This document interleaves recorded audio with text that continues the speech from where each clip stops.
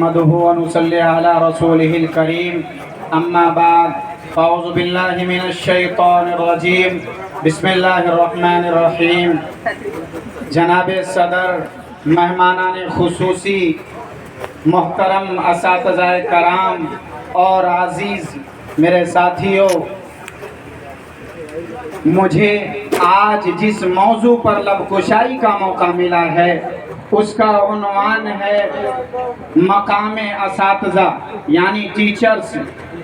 میں اپنے تقریر کا آغاز اس شعر کے ساتھ کرنا چاہتا ہوں کہ کتنی محبتوں سے پہلا سبق مجھے پڑھایا، کتنی محبتوں سے پہلا سبق مجھے پڑھایا، میں کچھ جانتا نہ تھا، سب کچھ سکھایا، پہنچا دیا فلک تک استاد نے یہاں تک، میں واقف نہ تھا ذرا بھی اتنے بڑے جہاں تک۔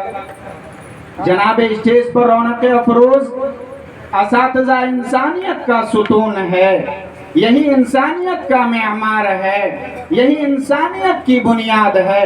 یہ نوجوانوں کو سنوارنے، ان کا مستقبل میں چیلنج کرنے اور ان کی کردار سازی میں اہم کردار ادا کرتے ہیں۔ استاد بادشاہ نہیں ہوتا مگر بادشاہ بنا دیتا ہے۔ اپنے استاد کی عزت کرنا سیکھیں، کیونکہ آج ہم اسی کی بدولت ہے کہ عبارت پڑھنے کے قابل ہیں۔ سکندر اعظم کا قول ہے کہ میرے باپ مجھے آسمان سے زمین پر لایا اور میرے استاد نے مجھے زمین سے آسمان پر لے گئے۔ استاد دنیا کی بہترین ہستی ہے، اس لیے ہمیں اپنے اساتذہ کی عزت کرنی چاہیے۔ شاعر کہتا ہے کہ عقل بھی خدا دیتا ہے، رتبہ بھی خدا دیتا ہے۔ عقل بھی خدا دیتا ہے، رتبہ بھی خدا دیتا ہے۔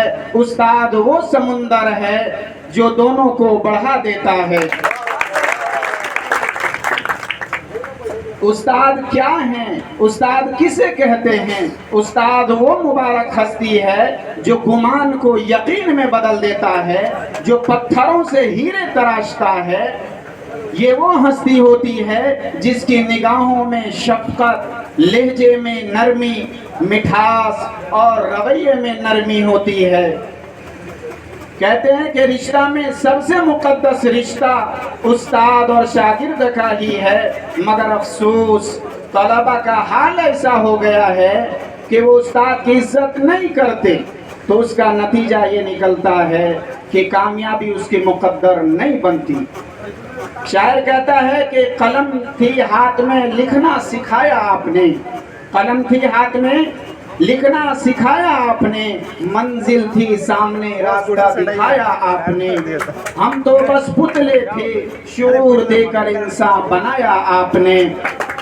پھر ایک جگہ شاعر اور بھی کہتا ہے کہ ہزار پھول چاہیے ایک مالا بنانے کے لیے، ہزار پھول چاہیے ایک مالا بنانے کے لیے، ہزاروں رنگ چاہیے ایک رنگولی سجانے کے لیے، پر ایک سچا ٹیچر اکیلا ہی کافی ہے بچوں کی زندگی کو کامیاب بنانے کے لیے۔ میں اسی بات پر ختم کرتا ہوں۔ شکریہ۔